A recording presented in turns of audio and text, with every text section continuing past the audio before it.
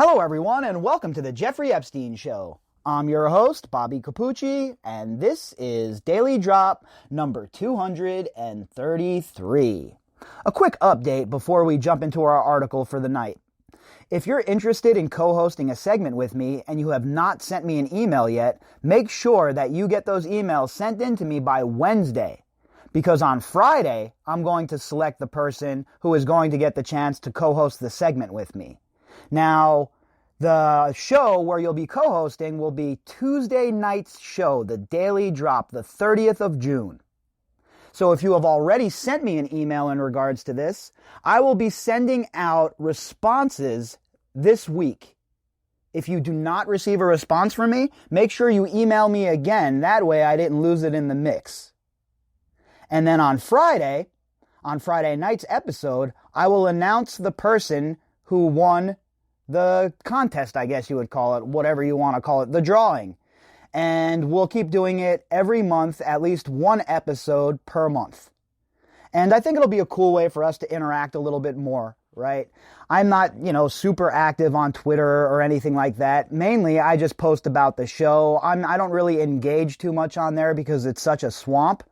But I think this is a cool idea, and I know that there has been a lot of interest from the listeners, so I'm really looking forward to hopping on a segment with one of you and letting it rip. So make sure you get those emails into me by Wednesday if you are interested. Now, on to the business of the evening. We're going to talk a little bit more about the Jeffrey Berman firing, and we're going to read an article from the Wall Street Journal and get their outlook and get how they feel about it, see what they think about it, their perspective.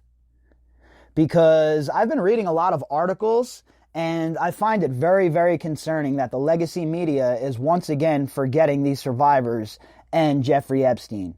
All these articles seem to talk about is Giuliani, Lev Parnas, Michael Cohen, etc., etc. While there's a place for all of that to be discussed, there's no doubt. Does that really mean that these survivors once again have to have their story stuffed down?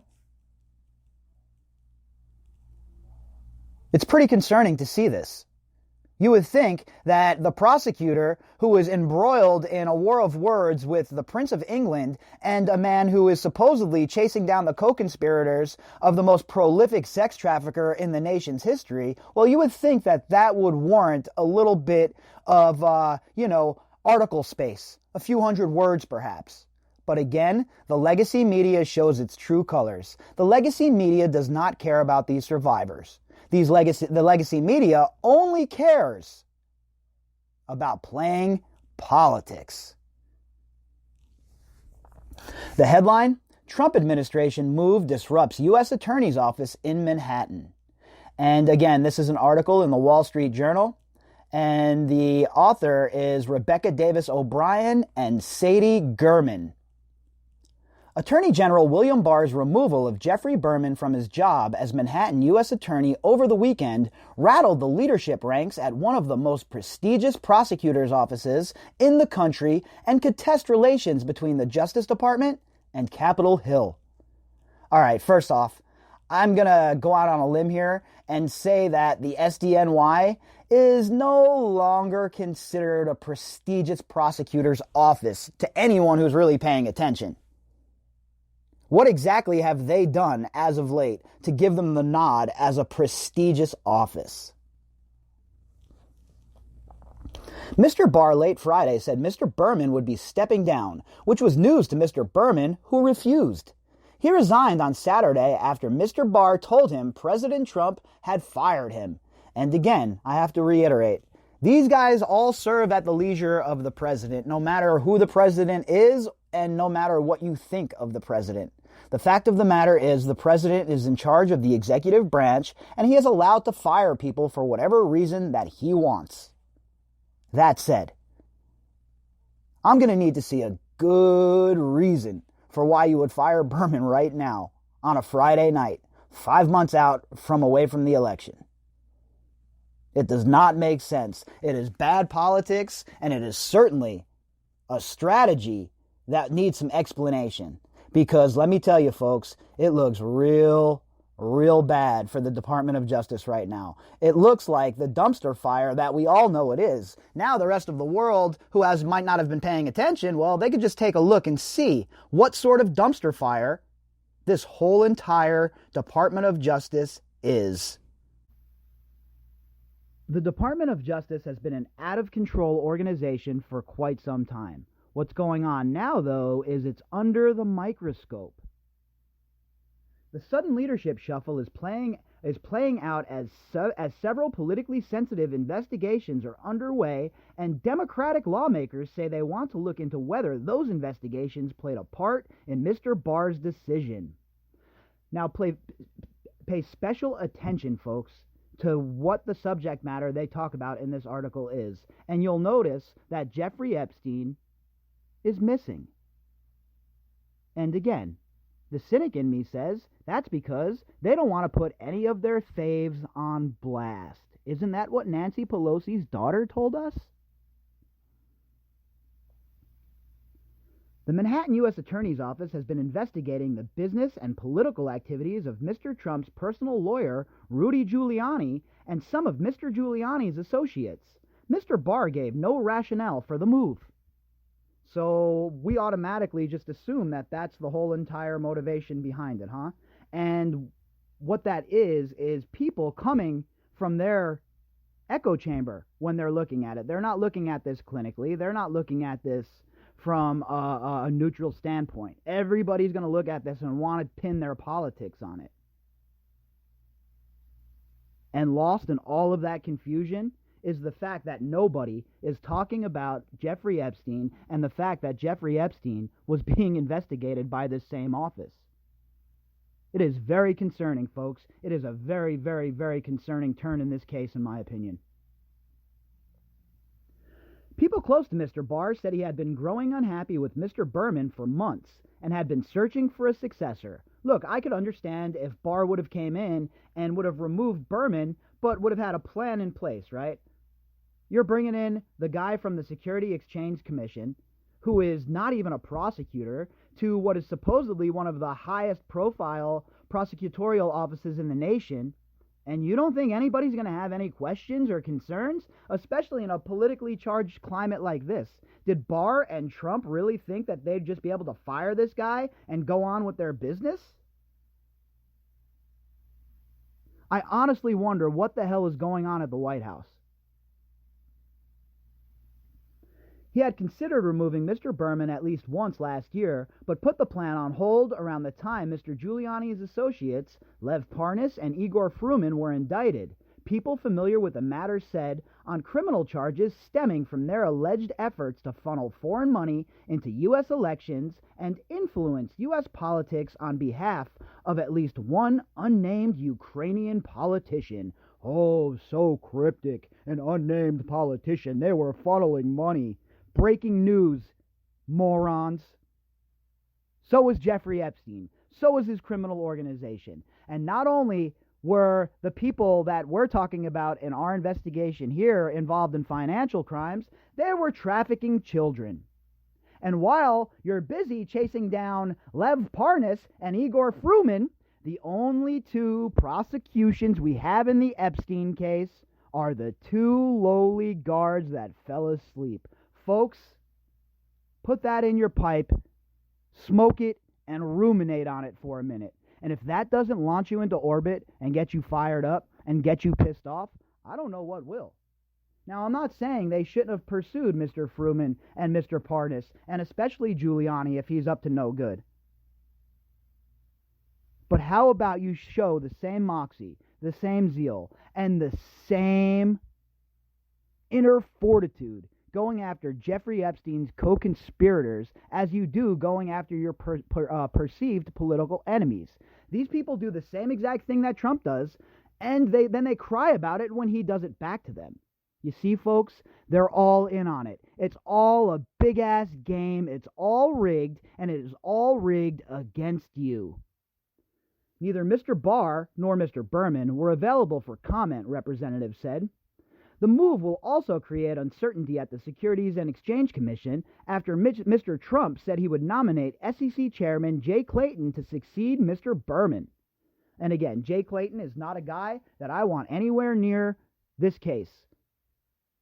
This guy is an absolute Wall Street kind of guy. You know he's rubbed elbows with all of these dudes, Jess Staley, Glenn Dubin, Les Wexner, you name it. I am sure that he rubbed elbows with them. I have not done that research yet, but I'm guessing that that is the case. The guy's from New York. This is his stomping ground. Now all of a sudden, he's qualified to be the new Attorney General at the SDNY. He's the guy that we're giving the keys to the car to. He's the guy that we're going to entrust the survivors getting their justice to. Folks, I don't know about you, but from where I'm sitting, this is a very, very uncomfortable situation. Senator Lindsey Graham, chairman of the Judiciary Committee that would oversee the confirmation, said he would defer to New York senators about the appointment. Again, that's how all of these congressmen and senators are, and I don't care what letters next to their name. They all sicken me. None of them ever want to step up and take responsibility for anything or be leaders. No.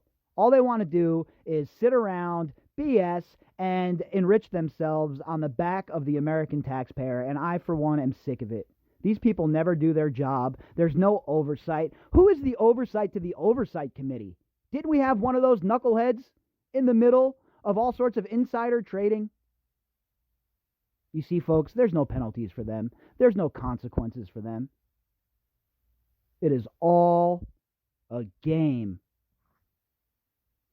Senate Minority Leader Chuck Schumer this weekend called the firing a brazen Trump bar scheme to interfere in investigations by the Southern District of New York. Where's their zeal? Why didn't they have all of this zeal about Jeffrey Epstein and who was involved in his case? You don't see nobody lighting their hair on fire and going crazy about it, do you, Mr. Schumer? It happened in your state, sir. How long have you been a senator there? You mean to tell me you never rubbed arms with Jeffrey Epstein? Oh, that's right. He donated to your campaign. Oh, I know. You gave it back, though. You had no idea that Jeffrey Epstein was an evil man, did you, Mr. Schumer? You lying son of a bitch. You want to talk about part of the problem, folks? Chucky Schumer is certainly part of the problem. Mr. Berman's deputy, Audrey Strauss, will serve as acting U.S. attorney, a post she can hold through at least January, making her, for all intents and purposes, the likely manager of the office through the 2020 presidential election. As of now, we know how things work in these offices, and if you think that Barr is above getting rid of her to get his man in there, well, you are wrong. It is no different than the way that the other attorney general that was before him conducted himself, Obama's Eric Holder. Eric Holder was another one who thought he was above the law. And Bush's attorney general thought he was above the law, and Clinton's and Bush, et cetera, et cetera. You see, the Justice Department hasn't had oversight in forever, and they think they can do whatever they want. Ms. Strauss was among Mr. Berman's first hires when he became U.S. Attorney in early 2018, serving first as Mr. Berman's senior counsel before becoming the Deputy U.S. Attorney last year. So, okay, Ms. Strauss here has been involved with the Epstein case, obviously. We haven't heard anything about her, but she's obviously not a hard-charging prosecutor because we're still waiting for justice. The whole entire office of the SDNY is a joke.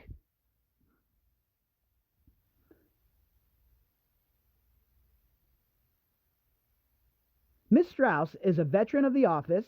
She was an assistant U.S. attorney and then chief of the Criminal Appeals Unit and the Securities Fraud Unit. She also spent many years in private practice. Oh, the Securities Fraud Unit, huh? You mean the people that didn't send one banker to jail during the 2008 financial meltdown when we knew that all of these banks were involved in criminal activities? Yeah, I have a lot of faith that she's going to do a great job. I have a lot of faith that she isn't part of the old boys club. By dint of its jurisdiction over Manhattan and its business and finance powerhouses, the U.S. Attorney's Office for the SDNY handles some of the most important and sensitive prosecutions in the country, including financial crimes. The SEC is Wall Street's chief enforcement agency with civil jurisdiction and at times works with the Justice Department. And we've seen that several times when they want to make a point, when they want to go after people like, what's her name, Martha Stewart. Yeah, she'll go to jail for financial crimes, but these politicians, hell no. These bankers, yeah, right. Who do you think owns the politicians who write the laws, who put the loopholes in for their banker friends? Of the sensitive political investigations SDNY is handling, so as far as I can tell, there's no indication that those investigations will stop, Senator Tim Scott, Republican of South Carolina, said Sunday on ABC. He called Mr. Clayton a straight shooter, and it will be very hard for him not to move on any credible evidence in any situation and in any case. You know, that's all fine and well for you to say, Mr. Scott, but who's going to hold him responsible? Who is going to be in charge of the oversight? You? Your colleagues? I wouldn't leave you people in charge of making me a ham sandwich at this point. Never mind finding justice for these girls. Former U.S. Attorney Preet Bharara, who held the prosecutor job before Mr. Berman and is a frequent Trump critic, said it was part of a larger pattern of the president pushing back against independent investigators and prosecutors, saying the removal of Mr. Berman didn't appear to be in good faith. Look, Preet has an axe to grind. He's not a very credible source. He's a malcontent from the SDNY, and he was in charge of that office for an ample amount of time. And what justice did he bring us in the Jeffrey Epstein case? So shut your mouth, Preet. On Saturday morning, as pressure and uncertainty mounted over the state of the office's leadership, Mr. Berman went into his office in downtown Manhattan. Democratic lawmakers called for inquiries into the efforts to force Mr. Berman out, and people close to the U.S. Attorney's Office said they expected the matter to end up in court. See, this is bullshit from the Democrats. They're wasting time again, and this is all they do. What they're trying to do is serve up some red meat for their political base. That is it. They know they don't have a leg to stand on when it comes to the law here. I am so tired of the Democrats with these limp wrist gestures and then people cheering it on like it's some sort of brave act. I know it's hard for some people to swallow, but there are no good guys involved in any of this. On Saturday afternoon, Mr. Barr wrote to Mr. Berman saying he was surprised and quite disappointed by Mr. Berman's statement late Friday night. And, of course, Mr. Darth Vader, Attorney General Barr, is going to be disappointed. He gave you an order, Berman. And that's the way I look at Barr, too, as a very authoritarian type of person. I am not a fan of him. He is not the kind of guy that cares about my civil liberties, that's for sure. And he's another one of these guys that loves the Patriot Act. Oh, I wonder why. Unfortunately, with your statement of last night, you have chosen public spectacle over public service, Mr. Barr wrote in his letter. Because you have declared that you have no intention of resigning, I have asked the president to remove you as of today, and he has done so. Again, well within President Trump, it's well within his power to do this, all right? But why? We're 5 months out from the election. It looks like there's the MLA that was filed in the Prince Andrew case. It looked like there was a little bit of progress being made at least. And then this bombshell, and all the Wall Street Journal can talk about, all the legacy media can talk about, is Rudy Giuliani and Lev Parnas. I hope you folks see what's going on here, and I hope you see how they're trying to shape the narrative. In reality, though, what they're doing, once again, is avoiding the Jeffrey Epstein issue, helping cover up the Jeffrey Epstein issue, and acting as a roadblock for the girls to get their justice.